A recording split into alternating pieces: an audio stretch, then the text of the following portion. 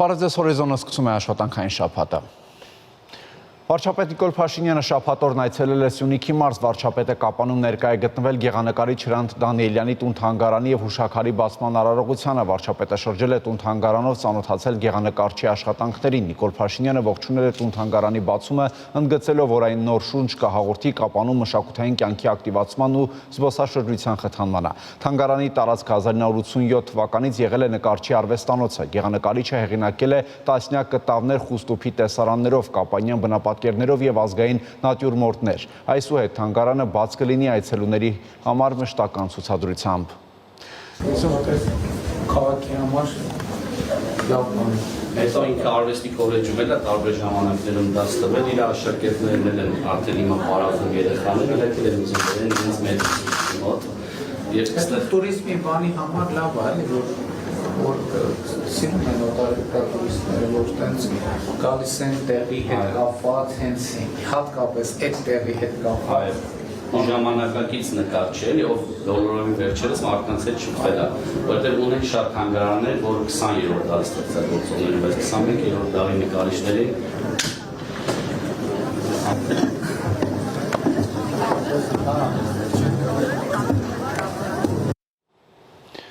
Սյունիքի մարզի Քաջարան քաղաքում կայացել է կրթվել է նորաձև է շարժման հերթական հանդիպումը, որն այս անգամ ևս անցել է դասական ձևաչափով, բանախոսություններով, երաժշտական դադարով, սուրճի ընդմիջումով և ազատ հարցու պատասխանով։ Հանդիպանը բացման խոսքով հանդես է եկել շարժման ղեկավար Աննա Հակոբյանը, անդրադառնալով շարժման գաղափարախոսական հիմքերին և որոշ խմբերի կողմից դրա հանդեպ դեռևս առկա կասկածամտությանը։ Այնուհետև ելույթ է ունեցել նաև վարչապետ Նիկոլ Փաշինյանը, իմանալ ինչպես և իրական Հայաստան բանախոսություններով։ Առաջինում նա ներկայացրել է կրթվելու վերաբերյալ իր տեսակետները։ Վարչապետն իր երկրորդ բանախոսության ընթացքում խոսել է պետության ընկալման, վերաիմաստավորման և ազգային ինքնության հարցերի մասին։ Պաշտպանության նախարար Սուրեն Պապիկյանի գլխավորած պատվիրակությունն աշխատանքային այցով այսօր մեկնել է Գերմանիայի Դաշնային Հանրապետություն։ Հայոց ցեղասպանության թանգարան ինստիտուտին են փոխանցվել ցեղասպանությունից մազապուրծ եղած և Անթուրայի որբանոցում հայտնված Թորոս Թադևոսյանի ձեռագիր գրառումներն ու լուսանկարները։ Դրանք թանգարանին են հանձնել Թադևոսյանի ժառանգները, որդիները, թոռներն ու ծոռները։ Անթուրայի թուրքական որբանոցի լուսանկարն է։ Լուսանկարում կանգնած ձախից առաջինը Կյուրինում ծնված Թորոս Թադևոսյանն է։ Կենտրոնում նստածը ամերիկուհի Բերտա Մորլին, նրան ու 11 հայ երեխաներին որդեգրած մայրիկը, ում պատվին էլ հետո Թորոս Թադևոսյանը դրել է իր դստեր անունը։ Թորոս Թադևոսյանի ժառանգները հիմա ապրում են Գյումրիում։ Երևան են բերել իրենց պապի ուշատետրն ու գրառումները, որտեղ պատմում է որբանոցից։ Կրտսեր զավակը Արես Թադևոսյանը ասում է, որ ինքը չէր կարողանում ամբողջովին հասկանալ հոր ձեռագիրը։ 1988 թվականի Սպիտակի երկրաշարժի հետևանքով էլ շատ բան է կորել, սակայն թանգարանում հայտնել են, որ այդտեղից շատ կարևոր տեղեկություններ են պարզ դարձել։ Գրառումներից բաներ կա, որ Շուշանի գծեր թանգարանի գիտական աշխատող կարտած հիացավ ինքը ուղղակի այդ բաներից, թե ինչ բաներ կերել հայրիկը, նույնիսկ բանաստեղծություն է կերել ջարդի ճանապարհի մասին։ Բնական է, մենք երկրաշարժից տեղափոխվելով 1000 տեղ մինչև տնագես կոմենքում շատ թղթեր բաներ, պես ցակուցրիվ են եղել, բայց կամաց վերականգնում եմ, գտնում եմ էլի, որտեղից ինչ։ Անթուրայի թուրքական որբանոցը զինվորական դպրոց է եղել, որտեղ երեխաները հայերեն չէին խոսում, հագնում էին զինվորական համազգեստ ու ստանում ռազմական հմտություններ։ Արես պապը արցունքներով է հիշում հոր պատմությունները, թե ինչ դժվարությամբ է կարողացել պահպանել հայերենը։ Փոքր երեխա են եղել, բոլորին անունները փոխել են, հորս անունը Ահմեդ են դրել թուրքական, մյուսին Էնվեր, պես հանգարց որ մեկին հայկական անունով դիմեր, ծեզ ու ջարդ։ Շատ խիստ ձևով են ծեզել ջարդել, թուրքացել են, էլի։ Հայրս ասում է, գնում ենք մի հատ պատի անկյուն, ուզվում եմ, կներեք,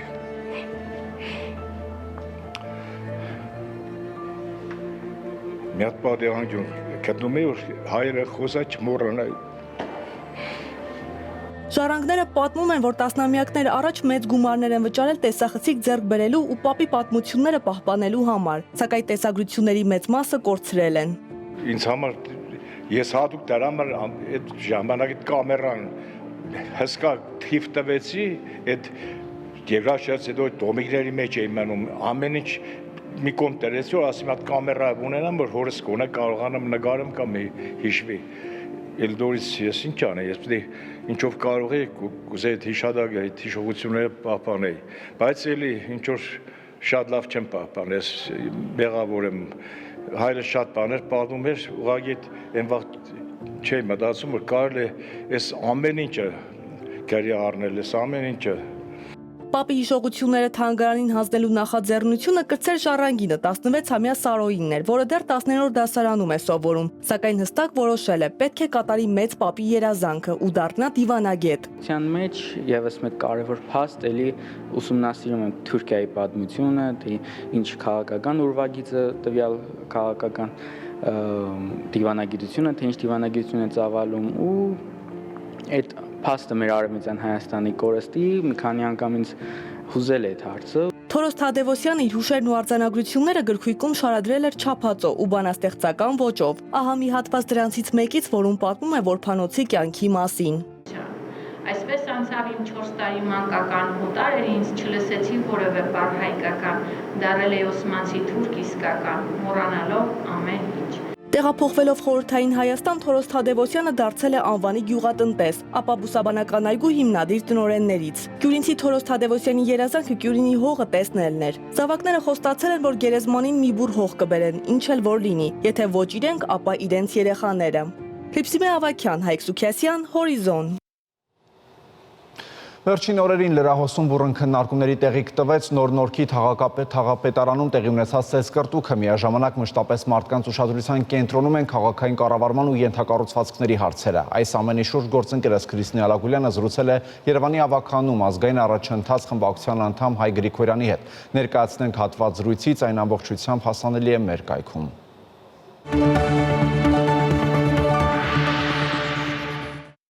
Սկսենք հենց այդ աղմկահարույց դեպքից, ձեր դիրքորոշումը ինչպիսին է։ Այ, մենք ազգային առաջընթաց կուսակցությունը սովորաբար քաղաքային իշխանության այս կավակալիում գտնվելու մեր 2 տարվա ընթացքում գրեթե մենք միշտ որդեգրել ենք ռացիոնալ, տեսանկյունից հանդես գալու քաղաքականությունը։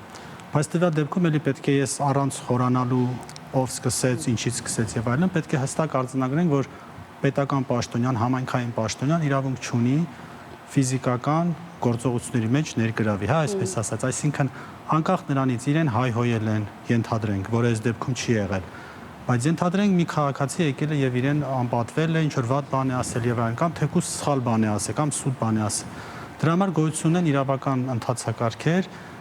տվյալ անձը թաղապետը ներկայացնում է համայնքը, ներկայացնում է պետությունը, ներկայացնում է իշխանությունը։ Նա իրավունք չունի զբաղվել ինքնիրավչությամբ։ Տվյալ դեպքում տեղի ունեցել ինքնիրավչություն, որտեղ թաղապետը ասում է ինձ են վերավորը, ես դրա համար եմ բանալեն, այն մյուսն ասում է ինձ են վիրավորել, դրա համար եմ ես արել, այդ ամեն ինչը արդեն էական չի։ Տվյալ դեպքում ու մեր պահանջը եղել է հենց երկրորդ օրը այդ միջադեպի տեսագրությունը, որ հրապարակվեց, մեր պահանջը եղել է քաղաքապետին, որպեսզի տվյալ թաղապետը հեռացվի աշխատանքից։ Սակայն դրան հետո հաջորդեցին նաև Հանրապետության կուսակցության ղեկավարության կողմից ավելի ոչ սթափ հայտարարություններ, այսինքն նրանք սկսեցին ասել, որ եթե մեկին հանեք, բոլորս կգնանք, հետո եթե մենք նույնիսկ դուրս գանք կոալիցիոն բանը չի գործընկերությունը չի քանդվի եւ այլն, այսինքն մի հատ փոքր կենցաղային իրականում բանը սարքեցին քիչ մնաց գեոպոլիտիկ ինչ որ բան, չէ, նույնիսկ ղեկավարները Հանրապետության կուսակցության ասին, որ Ռուսաստանից է ուղղորդվում այս բան, այսինքն այդքան անհետեցության հետևից պետք չի ընկնել, կար սովորական միջադեպ, որը նորից եմ ասում, եթե ես օբյեկտիվ ասելու լինեմ, կարող է երկու կողմն էլ սխալ էին։ Ամեն մեկը իր հերթին իր փուլի ընթացքում էլի ով էր սկսել, ով չէր սկսել էական չի։ Ասենք ես որպես ընդդիմադիր նման ակցիաներ չեմ անի երբեք, ինչ որ իրանք են ան, բայց դա չի խնդիրը։ Խնդիրը նա է, որ թաղապետը իրավունք չունի իրեն պահել փողոցի տղայի նման։ Ու ինքն էլ չի թաքցնում, ասում է ես նաև տղա եմ ու դրա համար էլ բան ասի, բայց այդ ամեն ինչը հասկանալի է, ուղղակի եթե քո համար տղա լինելը ավելի առաջնային ու ավելի այդ եղանակով ես ապացում քո տղա լինելը, ուրեմն թաղապետի պաշտոնն զբաղեցա, խնդիրը ո՞րն է։ Շատ լավ, անդրադառնանք քաղաքային խնդիրներին։ Հա, մասնավորապես վերջին շրջանում այս գարունը բավական անձրևաշատ էր։ Եվ դրանք առաջ բերեցին խնդիրներ քաղաքի համար, մասնավորապես ջրահեռացման։ Եթե հիշում եք, ավտոբուսներում հայտնվել էր ջրի մեծ քանակությունը, ի վերջո ջրահեռացման համակարգը ինչպես է գործում։ Նայեք, ջրահեռացման համակարգը էլի տեղի է ունենում սովորական դասական հայկական սցենարը։ Քաղաքապետարանը ասում է վիալա ջուրն է պատասխանատու, վիալա ջուրը ասում է քաղաքապետարանն է պատասխանատու։ Ի վերջո 3 տարի ժամանակ կար, 4 տարի ժամանակ կար, այսինքն ԿՊ-ն Երևանի քաղաքապետարանում է արդեն 18 թվականից, չէ, այսինքն 7 տարի ժամանակ կար, իսկ Ավինյանի պաշտոնավարման սկիզբից հաշվենք 2 տարուց ավել ժամանակ։ Այս ընթացքում չգտնվեց մի հատ իրավաբան, թե քաղաքապետարանից, թե վիոլաջից, որ նստեն հասկանան ի վերջո պայմանագրային հարաբերություններ գոյություն ունի քաղաքապետարանի եւ վիոլաջրի, որտեվ ջրահեռացման համակարգը հանձնված է վիոլաջրի կառավարմանը, բայց մեջ կան կետեր, որոնք մի կողմը ասում է, որ դրանք հիմք են տալիս, որ այս մյուս կողմը պետք է անի ներդրում եւ այլն։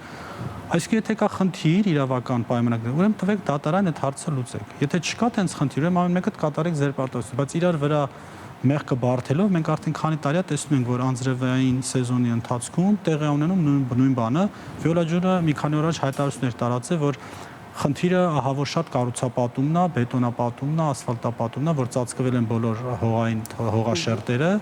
եւ դրա պատճառով եւ այլ ինչ որ պատճառներ էր նշում։ Բայց դա ամենևին էլ հարցի լուծում չի։ Մարդիկ տեսնում են, որ շատ բարձր խորության, այսինքն ջրային զանգված է գոյանում,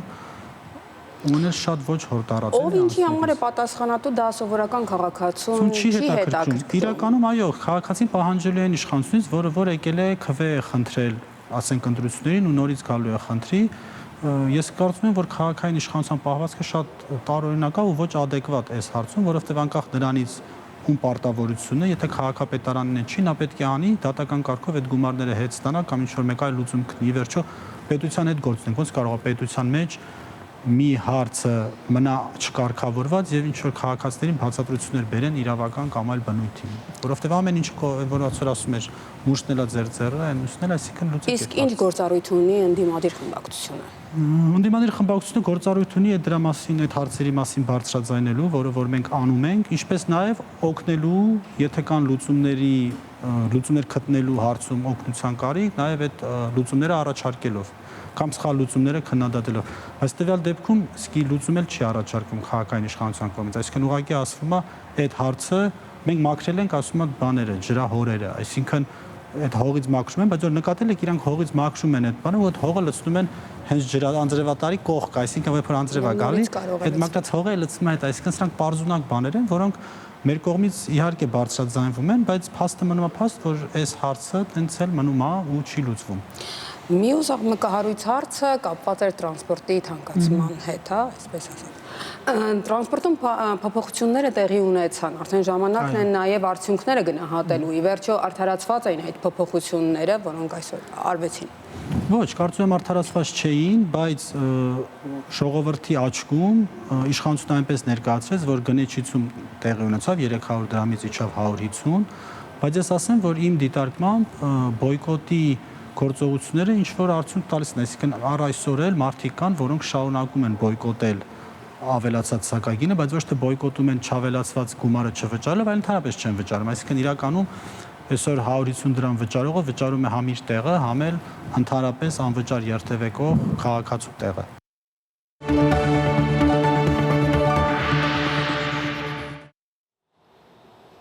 Երեկ Ռուսաստանի նախագահ Վլադիմիր Պուտինն առաջարկել է 5-շաբթի օրը մայիսի 15-ին ռուս-ուկրաինական ուղիղ բանակցություններ անցկացնել Ստամբուլում։ Ի պատասխան Ուկրաինայի առաջնորդ Վլադիմիր Զելենսկին եւ Ֆրանսիայի նախագահ Էմանուել Մակրոնն ասել են, որ նման խորհրդակցություններ անցկացնելու համար Ռուսաստանը նախ պետք է դադարեցնի կրակը։ Հիշեցնենք, որ Ուկրաինայի եւ Ռուսաստանի միջև ուղիղ բանակցություններ տեղի ունեցան Ստամբուլում 2022 թվականի գարնանը ռուսական լայնածավալ ներխուժման մեկնարկից անմիջապես հետո, սակայն դրանք ավարտվեցին անհաջողությամբ։ Միացյալ Նահանգների նախագահ Դոնալդ Թրամփը ողջունել է Ռուսաստանի նախագահ Վլադիմիր Պուտինի առաջարկը վերսկսել Կիևի իշխանությունների հետ ուղիղ բանակցությունները։ Սա կարող է մեծ օր լինել Ռուսաստանի եւ Ուկրաինայի համար։ Մտածեք 100 հազարավոր կյանքերի մասին, որոնք կփրկվեն, երբ այս անվերջ արյունահեղությունը ավարտվի, գրել է նա Truth Social-ում։ Ամերիկայի առաջնորդի խոսքով ինքը կշարունակի աշխատել երկու կողմերի հետ ապահովելու համար, որ բանակցային գործընթացը տեղի ունենա։ Իր հերթին Ուկրաինայի նախագահ Վլադիմիր Զելենսկին X-ի միկրոբլոգում գրել է, որ Ուկրաինան պատրաստ է բանակցել Ռուսաստանի հետ միայն այն դեպքում, եթե Մոսկվան համաձայնվի մայիսի 12-ից Կիևի եւ մի շարք Եվրամիության երկրների կողմից առաջարկվող հրադադարին։ Եվրամիության երկրները պատրաստ են մասնակցել Ռուսաստանի եւ Ուկրաինայի հնարավոր առաջիկա բանակցություններին, բայց միայն պայմանով, որ Ռուսաստանը նախապես համաձայնի հրադադարի։ Այս մասին France Inter ռադիոյի եթերում հայտարարել է Ֆրանսիայի արտգործնախարար Ժան-Նոել Բարոն։ Ավելի վաղ Գերմանիայի կանցլեր Ֆրիդրիխ Մերցը եւ Ֆրանսիայի նախագահ Էմանուել Մակրոնը 30-օրյա հրադադարի պահանջն էին հայտնել որպես բանակցությունների մեկնարկի պարտադիր նախապայման։ Սկզբում զենքերը պետք է լռեն, իսկ հետո բանակցությունները կարող են սկսվել, ասել է Մերցը։ Նա նաեւ ընդգծել է, որ Կիևն իր պատրաստակամությունն է հայտնել 30-օրյա հրադադարի մասին առանց եթեների եւ բայցերի։ Իր հերթին Ռուսաստանի արտաքին գործերի նախարարության պաշտոնական ներկայացուցիչ Մարիա Զախարովան ընդգծել է, որ Ռուսաստանը պնդում է Ուկրաինայի հետ բանակցություններ վարել Ստամբուլում, նախքան երկարաժամկետ զինադադարի հնարավոր հաստատումը։ Այսքան ենք առանձնացրել այս ժամի համար, կհանդիպենք ժամը 15-ին առայժմ։